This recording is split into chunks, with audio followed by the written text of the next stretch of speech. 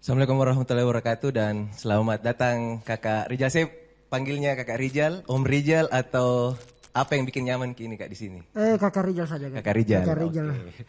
Jadi Kakak Rijal selamat datang di Pare-Pare Indi. Siap Kakak. Saya bagaimana menjelaskan ini kedatangannya Kak Rijal ke Pare-Pare Indi karena Kakak Rijal ini kan ditahu saya sebetulnya mau mulai pertanyaan dengan Kakak Rijal ini menyebut dirinya influencer, Masya Allah, YouTuber atau selebgram. Mungkin saya langsung saja mulai dengan pertanyaan itu Kak Rijal. Begitu Kakak Di? Iya. Sebelum saya jawab pada saya buka dulu masker Kakak. Oh boleh. Silakan. Kita juga kasihan perasaan ini. Iya. Pertama Kakak saya mengucapkan banyak terima kasih nih Kakak diundang ke Pare-Pare Indi. Lama saya dengar ini nama Pare-Pare Indi, tapi alhamdulillah qadarullah saya bisa kemudian hadir di studio ini. Keren banget ini. Kakak kalau persoalan itu tadi pertanyaan apakah menyebut dirinya, sebenarnya saya lebih enak itu creator. Lebih enak karena creator itu bukan instan yang kemudian bisa kita jadi ke situ. Tapi kalau selebgram, influencer, YouTuber pun juga saya merasa tidak ke sana Kakak. Karena bisa jadi besok saya sudah berhenti dari YouTube. Tapi kalau creator akan selalu ada. Cuma ruangnya yang berbeda. Gitu. Jadi kalau kreator itu kan sudah lama Kakak. Saya sejak 2010 mulai aktif. Tapi kemudian medianya itu media luar ruang. Artinya di atas panggung. Saya kreator di dalam bidang film, juga di teater. Jadi itu Kakak. Lebih kepada kreator sebenarnya. Jadi lebih nyaman disebut sebagai content creator. Kalau saya pengennya begitu. Tapi kalau netizen anak-anak kan mau sebut YouTuber ya terserah. Influencer juga terserah. Selebgram juga terserah. Yang penting kalau saya itu creator. Kira-kira begitu. Mungkin ini Kak, ya. Saya mau tanya Ki juga. Sejak kapan sih sebetulnya? Kan ini kalau tadi soal bikin konten itu kan 2010. Betul. Tapi ketertarikan tak sama dunia kreatif mungkin ya. Kalau kita jelaskan kalau kita sebut creator itu kan pasti kata dasarnya kreatif. Kreatif, betul. Sejak kapan kita tertarik sama dunia kreatif? Sebenarnya itu Kakak saya sudah mulai menelaah itu kayaknya kemampuan saya ini ada di sini yaitu sejak SMP Kakak. Tapi itu baru sangat embrio banget gitu ya. Masih kecil. SMA mulai Kakak. Mulai saya tertarik kenapa saya suka seni. Kenapa kayak ada hal yang menarik begitu kalau berhubungan dengan kesenian. Nah masuk saya di kampus Kakak, saya tertarik banget memang mau masuk di teater. Nah dari situlah kemudian enak ini ternyata. Karena di teater semua seni saya dapat. Saya belajar seni rupa, belajar seni musik, belajar seni yang lain itu di teater. Akhirnya kemudian alhamdulillah berangkat dari situlah berkembang. Saya bentuk komunitas. Komunitas itu hal yang banyak menyangkut kegiatannya dengan public speaking, kegiatan yang banyak berinteraksi dengan orang banyak. Dari situlah kemudian karena saya kan dapat idenya itu Kakak, itu dari situ. Dari teater, dari ketemu orang. Kayak misalnya saya lagi kita tanya, sebenarnya saya lagi belajar, saya lagi meriset ini. Meriset soal? Tipe orang. Nah coba beda Kak, kita riset langsung bagaimana kita kira-kira lihat Kak begitu toh? Sama nama tadi? Ian Kakak Ian. Belum tentu bisa Kakak. Oh begitu. Iya karena baru ngobrol ini. Oh jadi butuh dulu butuh waktu. Proses, butuh waktu kira-kira begitu. Nah disitulah kira-kira berangkat.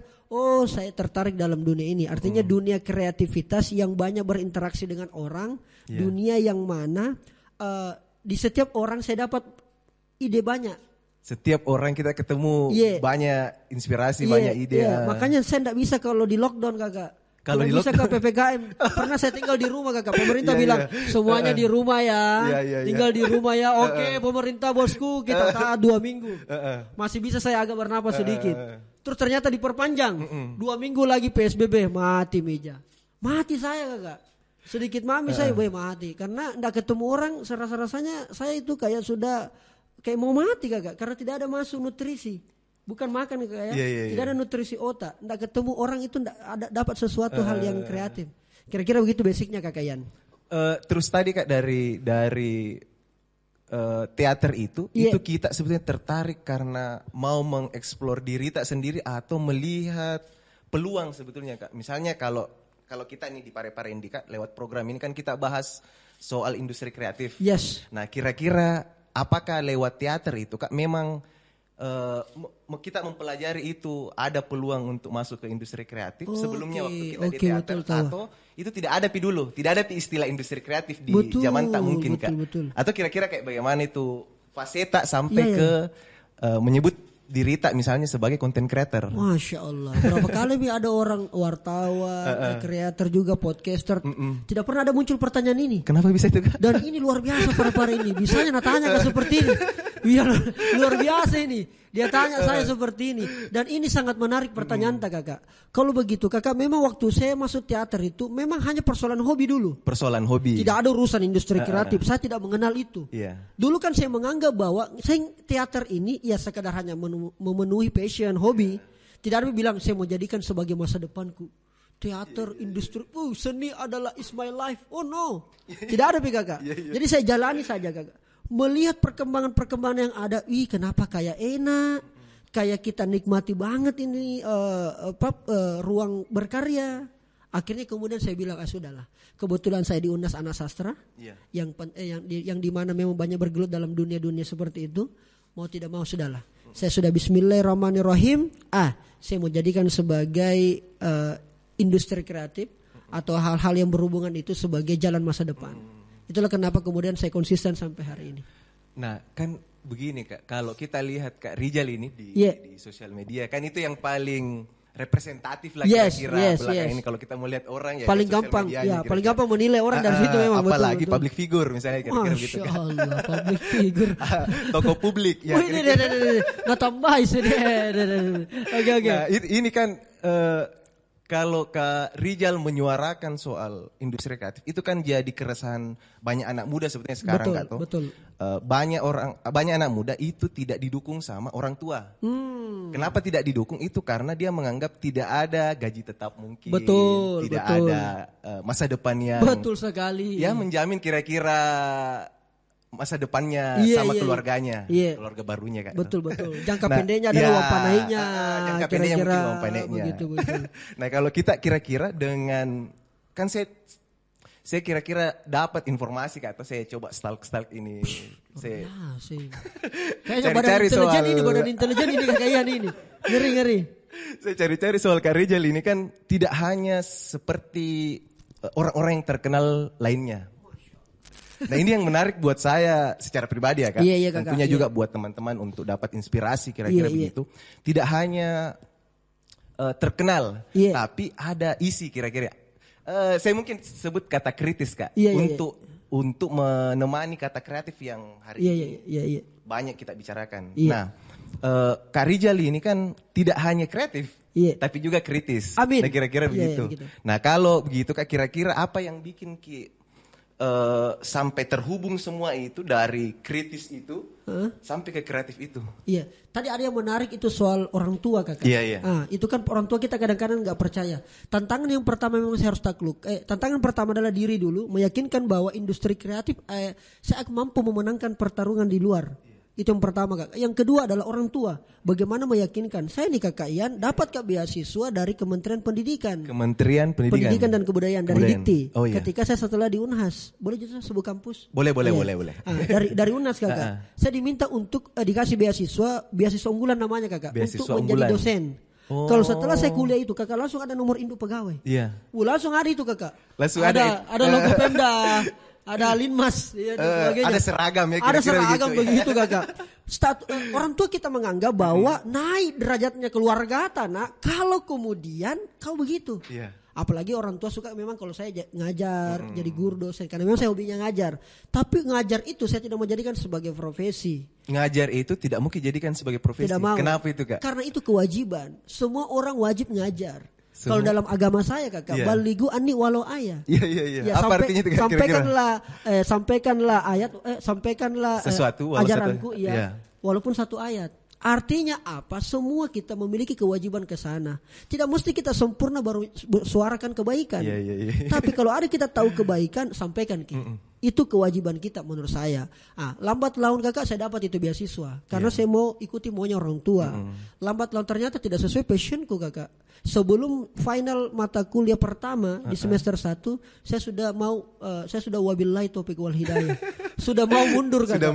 Sudah mau mundur. Saya menghadaplah sama dekan. Excuse me prof, I would like bla bla bla bla bla. Langsung dia bilang, you are very stupid student. Kau ini mahasiswa paling bodoh. Ini beasiswa diperebutkan satu Indonesia. Dan saya dapat rekomendasi rektor langsung. Dari beasiswa itu? Dari kampus, rektor langsung merekomendasikan ke pusat. Bahwa tolong ini diloloskan ini barang ini. Soalnya ini anak berbahaya lah kira-kira begitu. Dibutuhkan lah kira-kira begitu. Akhirnya kemudian alhamdulillah lolos dengan tidak berbagai macam. Saya bebas tes lah kira-kira kakak. Akhirnya kemudian saya jalani tapi tidak sesuai passion. Disitulah kemudian pertarungan diri saya dengan orang tua. Orang tua adalah anunya dari Tuhan kan ceritanya. Perwakilannya kita di sini di muka bumi ini. Akhirnya saya bilang, beliau menangis. Ini penting kakak karena banyak sekali juga adik-adik saya yang tanya di Instagram, kak motong kak kayak kita tapi orang tua aku tidak nadukung. Kak saya bisa melukis, kak saya bisa mural, saya bisa karikatur tapi orang tua nggak support. Bagaimana cara aku meyakinkan kakak? Nah itu yang menjadi tantangannya kita kakak. Pertama saya harus tahu orang tua aku ini indikator kesuksesan apa. Selain itu tadi pegawai negeri. Apakah ada yang lain? Saya cari. Dan memang tantangan kita adalah membuktikan bahwa karya kita memang itu sangat dibutuhkan oleh orang. Kenapa saya mau berkarya kakak? Karena karya kita menjadi kebutuhan dari permasalahannya banyak orang. Nah makanya loncat kakak. Soal kritis. Itu kenapa kakak? Kalau Anda ingin menuju creative thinking, Anda harus critical thinking dulu. Itu kayaknya kata kunci yang bisa saya dapat. Itu begitu kuncinya kakak. Jadi kak kenapa kita kritis sekali Ki? Dia belum tahu kakak. Pondasi saya untuk berkarya dalam kreativitas itu kritis. Karena kalau kita kritis itu kakak bukan melarang, terus emosi bukan kakak. Critical thinking itu adalah bagaimana kita mampu memahami sesuatu masalah, lalu dari masalah itu bisa kita jabarkan dan lalu kira-kira cari jalan keluarnya. Kenapa kita mau bermusik? Ya karena ada orang punya masalah stres, butuh hiburan. Kenapa saya bikin konten edukasi? Karena begitu banyak nih konten yang tidak beredukasi, yang tidak mengedukasi. Kan begitu kakak. Kenapa ada ojol? Karena ada masalah di mana orang mau berpindah satu tempat ke tempat yang lain dengan cepat. Makanya begitulah kira-kira juga kreativitas kakak. Saya sebetulnya speechless kak. Dengar gini. Kayak saya tidak tahu mau bilang apa lagi karena saya cari masalahnya ini apa kira-kira yang banyak masalahku sebenarnya kakak. Iya. Kasihan. Nah ini mungkin yang bikin Ki berpindah-pindah juga dari satu daerah ke daerah lain untuk membicarakan misalnya soal kan tadi soal pengetahuan itu kak. Betul. Pengetahuan yang kita butuhkan di industri kreatif. Minum mikir dulu kak. Nah saya sebetulnya juga penasaran kak dengan kira-kira kak keterampilan apa sih yang dibutuhkan anak muda hari ini untuk masuk ke dunia kreatif itu atau industri kreatif kira-kira? Keterampilan kakak ya? Oke, kalau bicara keterampilan kakak semua orang punya keterampilan kakak, tinggal bagaimana menemukannya. Kalau saya dulu kakak yakin dulu deh kakak. Karena selalu kita bertabrak pada dua hal, mindset sama mental. Mindset kita tidak ketemu, melihat industri kreatif hanya ngisi waktu, melihat industri kreatif hanya sekedar penyaluran hobi, mau mencari jati diri. Saya tidak bisa lagi begitu kakak. Jadikan industri kreatif sebagai jalanmu menuju kesuksesan. Jadikan industri kreatif jadi sebagai jalan menuju kesuksesan. Kakak saya dulu pernah dituduh kakak. Dituduh apa itu? Bahwa saya ini masuk sastra hanya sekedar buang-buang waktu. Saya kan anak sastra. Ambil sastra di Unhas. Lebih fokusnya ke sastra Inggris. Tapi aktivitasku banyak berhubungan dengan local wisdom. Ya kan makanya saya biasa gunakan outer. Hari ini saya nggak pakai outer kakak. Ada terpakai semua kemarin jadi nggak sempat. Nah poin yang saya mau sampaikan adalah bahwa tuduhan-tuduhan itulah yang harus kita buktikan. Kenapa ada tuduhan semacam itu, excuse semacam itu? Karena selama ini mungkin pelaku-pelaku kreatif dulu yang tidak terlalu muncul ke permukaan.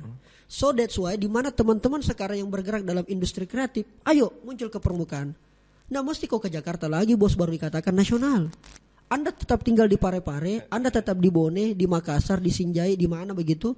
Anda suarakan karyanya, munculkan karyanya, orang akan bisa lihat. Yang jadi masalah kalau Anda berkarya yang tidak dibutuhkan oleh orang. Anda berkarya yang tidak dibutuhkan oleh orang. Nah ini kayaknya butuh keterampilan mengamati pasar mungkin kak. Itu kakak. Itu kalau sudah masuk ke pembahasan industri kreatif betul, kira-kira. Nah Jadi tadi itu Kak, kalau kita bahas soal pengetahuan, keterampilan, kan mau tidak mau kita butuh keterampilan berpikir juga kan, keterampilan berpikir dan keterampilan teknis kira-kira kayak begitu. Nah kalau sekarang ini Kak itu kan sudah kita lewati tadi fase yang bukan mulai soal passion ini. Bukan soal passion ini. Tapi ada sebetulnya value yang kita mau bicarakan. Nah itu tadi mungkin soal local wisdom. Betul. Nah selama ini Kak kita keliling, kira-kira apa masalah yang paling kita anggap masalah di dunia kreativitas? Khusus untuk bicara Sulawesi kira-kira. Bicara Sulawesi Kakak. Saya harus bilang Kakak bahwa masalah yang terbesar itu adalah ekosistem. Tidak terbentuk ekosistemnya Kakak. Kenapa kesan Rijal System ini, Rijal Jamal ini, alhamdulillah mendapat kepercayaan diundang ke daerah-daerah. Sederhana Kakak alasanku. Karena tidak ada ekosistemnya terbentuk. Dan saya mau membuat ekosistemnya. Toh nanti besok ternyata terbentuk ekosistemnya. Kan saya konten kreator Kakak. Terbentuk ekosistem konten kreatornya dan saya kemudian tidak berada di situ lagi. Saya sudah bersyukur. Paling tidak saya pernah berjuang untuk memunculkan bibit itu Kakak. Kenapa seperti itu Kak? Karena saya merasa melihat begini Kakak. Kenapa masalah kita di Sulawesi Selatan atau mungkin ya lebih luas ke Sulawesi melihat industri kreatif itu kayak masih terlalu bagaimana begitu. Ini sudut pandang saya Kakak ya. Silakan. Kan beda-beda. Ini industri kreatif ini banyak. Sekali lagi industri kreatif Kakak adalah jualan kecerdasan. Jualan kecerdasan Kakak. Itu poinnya di otak Kakak, di ide, di gagasan dan sebagainya. Anda karena kita di industri kreatif berarti creativepreneur. Karya kita menghasilkan nilai ekonomi. Kan begitu Kakak, industri kreatif. Harus diarahkan ke sana Kakak, karena ada kata industri.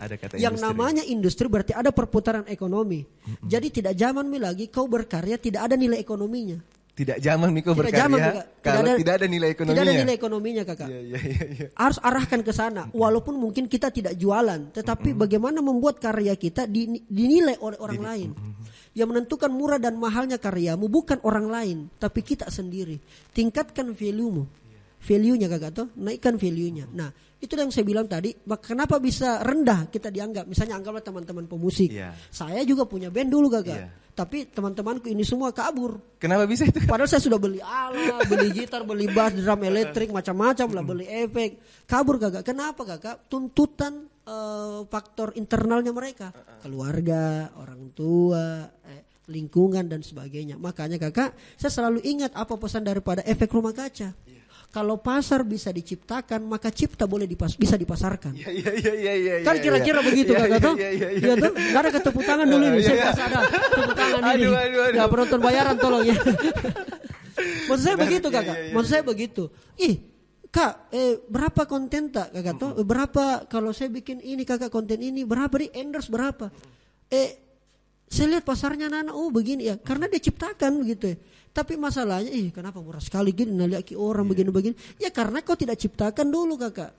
Yang bisa menilai itu dirimu sendiri, bagaimana kerja kerasmu, pengorbananmu dan sebagainya. Makanya selalu saya bilang sama adik-adik, kawan-kawan, saya bilang, kalau kita mau naik nilai itu faktornya bukan di mereka, tapi faktornya di kita. Kenapa kemudian konten saya Kakak alhamdulillah dibutuhkan oleh kepala daerah? Karena saya merasa bahwa mereka butuhkan, tapi selama ini tidak ada penyedianya. Kebetulan passionku kesana ada di sekitar-sekitar situ, di politik, pemerintahan dan pendidikan. Saya mainkanlah itu barang, tetapi tidak mengganggu idealisme. Sebegini sebenarnya Kakak. Jadi apa yang saya tampilkan itu Kakak, 50% keresahannya orang, 50% keresahanku. Saya gabunglah, itulah menjadi konten. Kenapa bisa mungkin menjadi viral dan sebagainya? Menggabungkan idealisme dengan menggabungkan keresahannya masyarakat. Digabungkanlah itu barang. Ada juga orang, tidak, mau bikin konten sesuai mauku. Ya silakan bikin. Tapi kalau merasa orang tidak terwakili, jangan kok, kenapa tidak viral? Kenapa sedikit sekali yang like? Tidak ada yang komen. Ya itu kembali lagi pada Anda kan. Kalau Anda bikin konten cariknya views, cariknya likes, ya wassalam. Tapi kalau Anda carinya adalah value, maka secara otomatis nilai Anda akan terangkat. Demikianlah kultum hari ini. saya tajuk sekali. Pancing serius. Kalau tidak serius ya sebenarnya saya guru. Ini Kakak Ian. Sebelum ini Kak tuh tadi menarik. Dulu, ini bisa dihajar ini barang. Ini bucin ya? Apa? Budik apa? Budak. Di sini. Grogi biasa terjadi. Nah karena ada cewek di sini Kakak jadi. Kita pernah dalam misalnya ini kan siap apa? ya terkenal ini nih Kak kira-kira Kak. Tidak tong begitu misalnya kasihan kayak Kakak. Begitu. Bukan misalnya, memang begitu sih Kak. Ini Kalau Kakak, saya ini kan Kakak Adit pasti sembarang selain Nabi ini. seterkenal ini Kak masih kadang kayak kikuk atau bermasalah dengan kepercayaan diri di hadapan di ruang publik kira-kira kayak begitu. Pasti Kakak. Pasti. Yang namanya itu Kakak pasti. Tadi saya seminar public speaking di Parepare Kakak. Ini ada salah satu pesan. Saya bilang bahwa grogi, nervous, tidak percaya diri akan selalu hadir. Ketakutan akan selalu hadir. Tidak bisa dihilangkan itu Kakak. Yang mampu kita lakukan adalah mengatasi. Di seminar tadi Kak. Iya, seminar apa itu Kak? Seminar public speaking.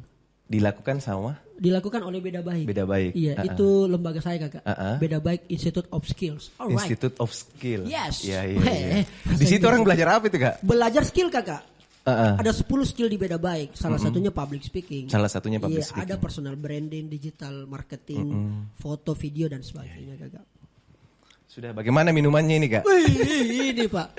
Saya jarang minum beginian Kakak. Tapi barusan tadi saya minum ini Kakak. Baru dia jalan dia punya cincau di mulutnya ini. Wah, rasanya. Subhanallah. Makasih banyak ini Budak cincau. Budak bucin. cincau, bukan budak. Jadi kami adalah para budak-budak di sini. Saya ini Kakak ketua, memimpin beberapa organisasi. Tapi setelah masuk saya di kantornya Parepare ini, saya jadi budak. Langsung jadi budak Kak. Saya jadi budak. Siap Tuan. Siap Tuan. Para budak ternyata kita di sini. Aduh. Kak, saya sudah minum tuh, mencairkan ini sedikit suasana. Enak banget ini Kak. Tapi saya tadi dihubungkan sama pembahasan sebelum ini. Iya. Kita kan tadi kita bilang ada segmen politik. Nah kira-kira itu kan segmen yang sensitif di anak muda. Betul sekali. Kan begitu. Betul. Apalagi kalau kita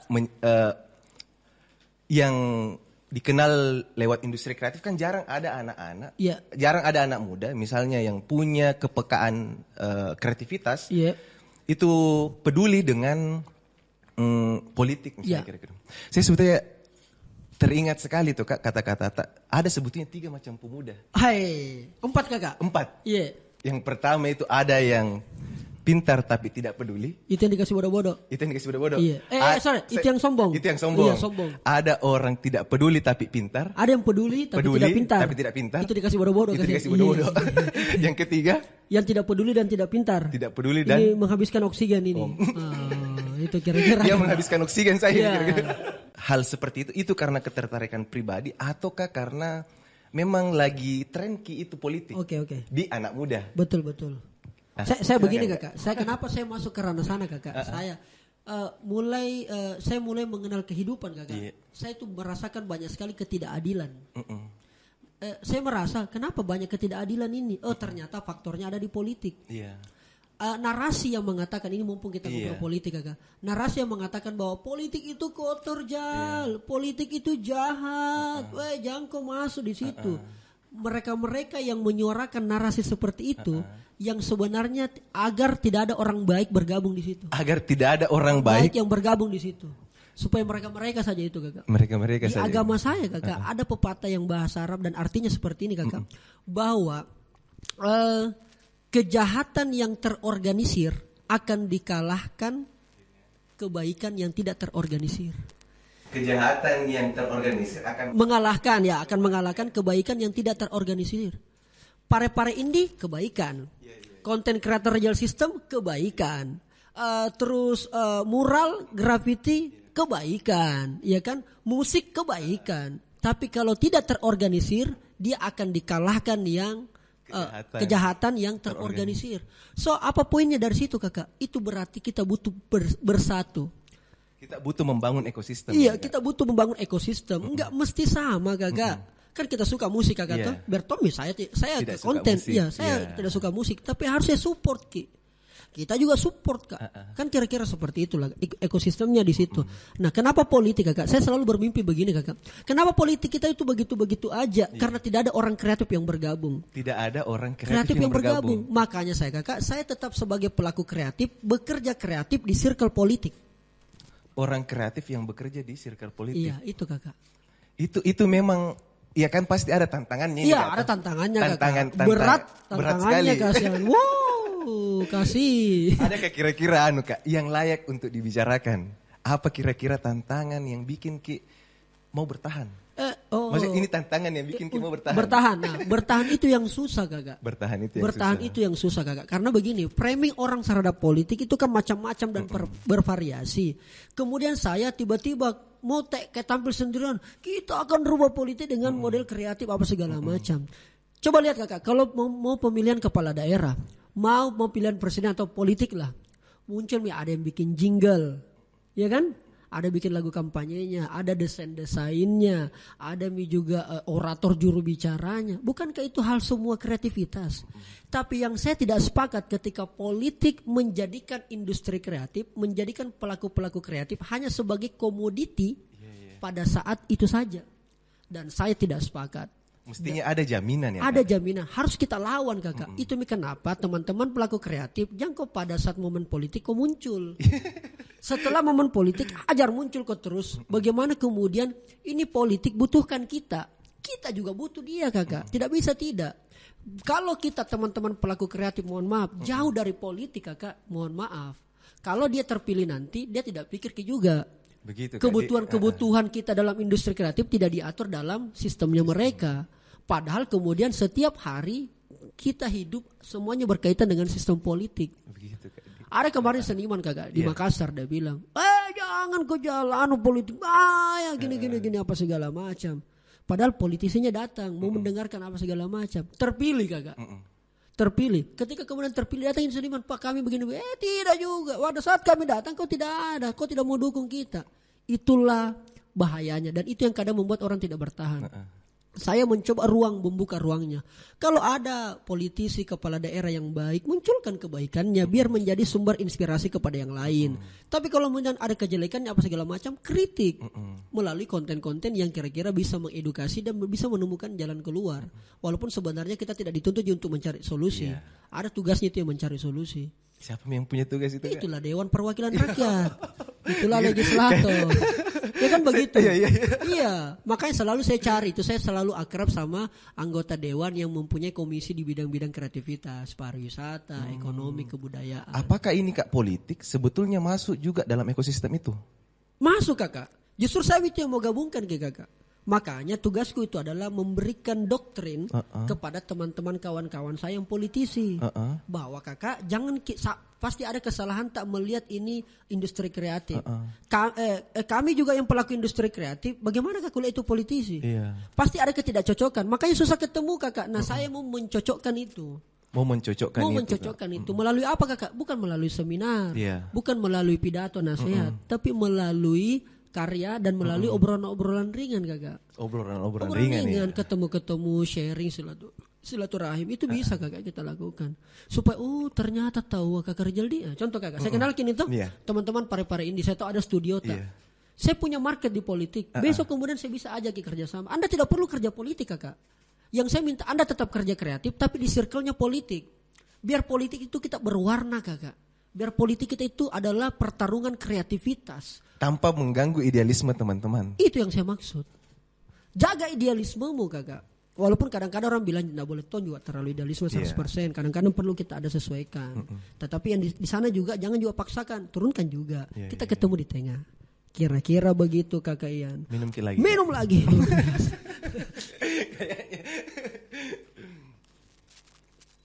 Menarik sekali ya. Barusan saya disesa ini. Menarik. Masih panjang ini kak. Ini mati Mija. Ini sampai seri kelima ini ya. Siapa tahu teman-teman yang ada di sini mau ini saya tadi dipesankan sama penanggung jawab program kak, katanya teman-teman bisa mau bertanya mungkin TikTokan TikTokan begitu, silahkan. Ada kakak? Ada. Nggak ada? Kalau nggak ada saya lanjut. Ya lanjut kalau kita. Nah, saya menarik sebetulnya kata dari pembahasan industri kreatif, pengetahuan dan keterampilan, sampai kita bahas ekosistem. Nah, yang tadi kan sebetulnya tidak jauh kita membahas soal pemuda dan kreativitas. Kenapa? Karena ya itu tadi ada sebetulnya sudut pandang atau stigma soal pekerjaan terhadap sama orang-orang tuata ini yang menganggap bahwa jalur industri kreatif itu tidak, ya itu tadi yang saya bilang, tidak punya masa depan yang cerah. Iya. Nah ini kan yang kita kerja hari ini Kak. Iya. Nah sebetulnya sama dengan teman-teman di Parepare Indi juga Kak. Itu mengampanyekan, mewacanakan dan membuat sebetulnya kelas-kelas. Nah saringan ini sebetulnya Kak ini eksklusif. Iya. Karena saringan ini akan jadi ruang bagi teman-teman yang punya pelaku kreatif, yang punya pengetahuan soal keterampilan. Itu sebetulnya Parepare Indi lewat saringan ini mau bikin kelas soal itu Kak. Wih keren. Jadi kira-kira Kak kalau begitu dengan pengalaman tak ini Kak atau sharing-sharing, apakah memang ada kebutuhan itu di daerah-daerah? Kalau di Makassar Kak itu kan ada pasarnya, kira-kira kayak begitu. Iya. Nah kira-kira bagaimana kita lihat pasar-pasar di daerah? Secara umum ya Kak? Iya. Untuk persoalan itu tadi yang sharingan itu Kakak. Penting sekali Kakak. Jadi kalau kita lihat sekarang perkembangan terutama medsos Kakak ya, saya arahkan ke medsos mungkin Kakak karena saya banyak bergerak di situ. Medsos kita ini kan kenapa Kakak Ian buka medsos, saya tanya gitu. Saya lagi bertanya nih Kakak. Kesepian kalau saya Kak. Oke, kesepian. Nah, buka ke medsos tuh. Iya. Nah, apalagi biasa alasan tak buka ke medsos? Cari informasi. Apalagi Kakak? Apalagi di update informasi. Update informasi. Oke, jadi begini kira-kira nice people. Oh asik, itu sopan saya. Gitu ya nice people ya. Nice people. Kakak ada 3 penyebabnya kenapa orang kemudian mau buka medsos. Yang pertama adalah mau cari informasi. Seperti Kakak Ian tadi. Makanya dia follow Makassar Info, Parepare Info, Jakarta Info dan sebagainya. Mau cari informasi. Yang kedua mau cari entertain. Supaya ketika dia pulang kerja stres macet apa kan tumai dia buka medsos terhibur, ada yang ketawa-ketawa dan sebagainya. Yang ketiga adalah orang buka medsos karena mau mencari nilai sesuatu yang bisa menginspirasi dia. Jadi dia cari informasi, cari entertainment dan cari inspirasi. Nah yang kebanyakan terjadi di medsos kita cuma 2 ini, ada informasi dan hiburan. Nah, ya kan TikTok goyang-goyang dan sebagainya. Yang ketiga yang kurang Kakak, yaitu bagaimana ketika dia buka medsos ada nilai yang masuk ke dalam dirinya. Itulah kenapa saya sasar yang ketiga. Karena banyak yang butuhkan tapi sedikit yang lakukan. Banyak yang butuhkan tapi sedikit yang lakukan Kakak. Makanya saya buat konten gitu Kakak. Saya ini orang komedi Kakak. Orang komedi? Iya, saya ini seni teater genrenya komedi. Genre komedi? Iya, saya juga stand up komedian Kakak. Tapi di sini serius sekali kayaknya Kak. Iya, kenapa begitu Kakak? Karena ternyata perkembangan yang ada Kakak, entertainment mulai ditinggalkan. Karena terlalu banyak dan orang mulai bosan Kakak. Yang lucu-lucu Kakak ya. Begitu. Orang mulai bosan sama hal-hal yang lucu-lucu karena jokes-jokesnya, komedi-komedinya berputar pada ranah-ranah itu saja. Nah, saya sasar lah yang bagian ketiga ini Kakak. Bagaimana kemudian orang bisa mendapatkan sesuatu, ada nilai edukasi yang dia dapat. Dan itu banyak yang dibutuhkan Kakak. Dari mana saya dapat ini Kakak? Dari risetku ketemu orang. Wah bagus yang kau bikin ini Jal, karena memang penting sekali. Karena orang butuhkan, makanya saya bikin dia industri. Saya ciptakan marketnya. Saya bikinlah kontennya. Alhamdulillah ada macu itu barang. Itulah kenapa saya bisa ke Parepare. Begitu kan? Iya, pulang balik kira-kira kan. Kan begitu Kakak. Bayangkan Kakak, saya keliling daerah Kakak. Kadang-kadang ada yang diundang, kadang-kadang memang saya datang. Itu kan semuanya butuh cost Kakak. Butuh biaya. Dari mana biayanya Kakak kalau kita tidak ciptakan marketnya? Nah itu yang kemudian menjadi tantangan kita ke depan. Saya kira itu Kakak. Oke, kira-kira teman-teman yang lain saya masih ada di tambahan. Nah, wah saya sebetulnya nih Kak, secara pribadi ya berterima kasih sekali nih Kak. Karena banyak informasi baru, banyak. Alhamdulillah. Ya kira-kira motivasi ya kira-kira. Amin, begitu, amin ya Allah. Untuk saya bisa ngobrol sama orang kerennya kira-kira. Amin. Sulawesi Selatan. Masya Allah. Keren dari mana casing begini kan? Yang keren ini bos gue. Nah, tadi kan sudah banyak Mikato, kita sebetulnya sama-sama mau membangun ekosistem. Amin. Ya semoga di lain waktu kita bisa berkolaborasi lagi Kak dalam bentuk yang lain dan lebih besar tentunya. Saya punya pengamatan sama profilnya Kakak Rijal ini. Kan peneliti. Sudah cocok masuk Parepare Indi ini. Dia masuk cocok di 8. Di LIPI, Lembaga Penelitian. Kenapa bisa? Oke. Apa pengamatan Kakak? Pengamatanku ini kan Kakak Rijal ini pernah terlibat di UKM Pantun. UKM atau? Ya cocok. Komunitas dulu Kakak. Komunitas. Alhamdulillah menjadi UKM. Alhamdulillah jadi UKM. Itu sejarah itu Kakak. Kita yang bikin sejarahnya itu. Alhamdulillah. Alhamdulillah. Saya betul-betul ini beruntung sekali nih Kak ketemu sama kita. Saya juga lebih beruntung Kakak. Tapi tidak menjilat gini Kak. Kalau dalam penting itu kakak Magolla. Penting itu Magolla. Magolla skill itu penting agak. Ya walaupun kadang-kadang kalau di kampungku kayak di Makassar itu lebih dihargai orang yang Pak Golla dibanding orang yang cerdas. Lebih dihargai itu orang yang suka Magolla. Bosku. Iya. Tandaku. Adakah? Lebih dihargai itu kasihan. Dibanding orang yang cerdas kakak. Tapi tidak tahu Magolla lewat kok. Begitu. Iya, jadi buat teman-teman yang cerdas waspada kok. Waspada kok, hati-hati kok yang cerdas. Kalau Anda tidak memiliki skill Magolla, lewat kok. Iya, begitulah kakak. Betul, penting itu kakak penting, tapi lah tongko juga. Magolla kok yang realistis sembarangan. Tongko piti kanak-kanak. Kalau berlebihan ini kayaknya macobi-cobi Mika. Itulah ya, itu macobi-cobi. Nah tadi lanjut kakak. Nah, kembali kak ke UKM yang Pantun. Pernah UKM Pantun. Saya sebagai penutup ini kak. Iya. Kira-kira mau kak tanya gini kak, jujur adakah ini rapid test ini? Iya, rapid test. Padahal saya sudah minum rapid di mineral. Oh begitu? Iya. Tapi bukan rapid test ini. Oh, oke. Bukan rapid test. Saya sebetulnya mau penutupan tak ini kak. Iya. Kita kasih pantun. Masya mau kak tanya Allah. dulu kak, apakah kita siapkan pantun sebelum kesini? Tidak kakak. Nah bisa ndak kita bikin pantun untuk ekosistem tadi soal kreativitas dan atau setidaknya untuk anak muda lebih produktif, lebih berkembang apa segala macam.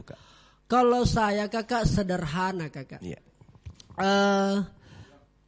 Buat pare-pare indie lah, karena ini for the first time saya datang ke kita dan alhamdulillah sangat welcome sekali saya lihat ini luar biasa. Kakak Aditya DM saya apa segala macam. Untung saya balas agak mohon maaf kalau biasa agak lambat-lambat malum kesiannya. Jadi saya mau bilang begini kakak. Kain sutra dipenuhi motif.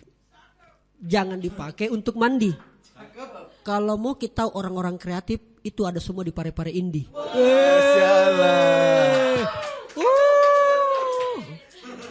Saya itu kakak, anuku ya, red carko itu. Satu pantun itu jelas harganya kakak ya. Oh begitu kak Adi. Kan saling support ekosistem. Nanti saya HDM ke kakak Adi.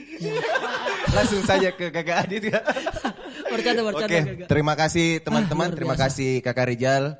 Untuk saya selamat. Sehat Ki selalu kak, siap, panjang kakak. umur Siap, Ki, baik-baik Ki. Nah, ada saya mau kasih ini kakak sebelum Boleh, kita closing kakak. Karena persoalan tadi soal ekosistem kakak. Nah, saya langsung mau kasih challenge ke pare-pare indie. Saya tantang ini kakak, boleh, supaya kita tidak bicara ini carutu saja kakak. Oh begitu. Iya kakak. Langsung challenge. Saya paling malas itu kakak kalau kita baru tidak ada gunanya kita seminar, dialog baru tidak ada action. Saya mau bilang begini kakak, bulan Oktober kakak saya bikin event. Namanya Pekan Raya Pemuda yang selalu saya bikin memang di Makassar tingkat provinsi dari 2016, 17, 18, 19 tidak ada, 20 tidak ada karena corona, 2021 alhamdulillah ada lagi. Saya akan bikin itu kakak dan selalu saya diprotes oleh netizen-netizen di daerah. Kak, kenapa selalu kita bikin di Makassar padahal level provinsi seolah-olah Sulsel itu Makassar saja. Alhamdulillah yang paling cerewet itu kakak anak-anak di Pindrang. Saya bawa karena mereka agak bertumbuh ekosistemnya juga kakak, tidak mentereng langsung, tetapi tumbuh. Mereka pekerja seni, pekerja desain dan sebagainya itu luar biasa tahu kompaknya. Makanya Oktober insya Allah mudah-mudahan kita bisa bersahabat dengan corona. Saya akan buat itu di bulan Oktober kakak, dekat momen perayaan Sumpah Pemuda. Karena saya mau jadikan Sumpah Pemuda itu sebagai lebarannya anak muda. Lebarannya anak muda. Jadi kita lebaran di tanggal 28 Oktober itu. Nah, saya mau mengajak pare-pare indie, ayo dong kolaborasi dong, apalagi di Pindrang dan ini adalah wilayah Ajata Parang lah saya mau ajak pelaku-pelakunya. Dan ada 28 tokoh muda yang saya hadirkan nanti di Pindrang untuk kemudian bersama membagi inspirasi. Dan saya minta pare-pare indie isilah bantulah kita nanti saling baku support di situ kakak. Dan perlu saya pastikan bahwa bernilai ekonomi kakak ya. Bernilai ekonomi. Ini tidak gorak ya kakak ya. Iya kakak ya. Paham kakak ya? Iya. Tidak boleh kakak, tidak boleh. Iya, saya mencederai diriku sendiri kakak.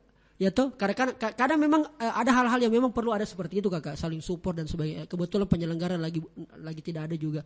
Tapi ini saya mau pastikan begitu kakak. Nah, makanya perlu kita perkuat lagi komunikasi kita ini kakak.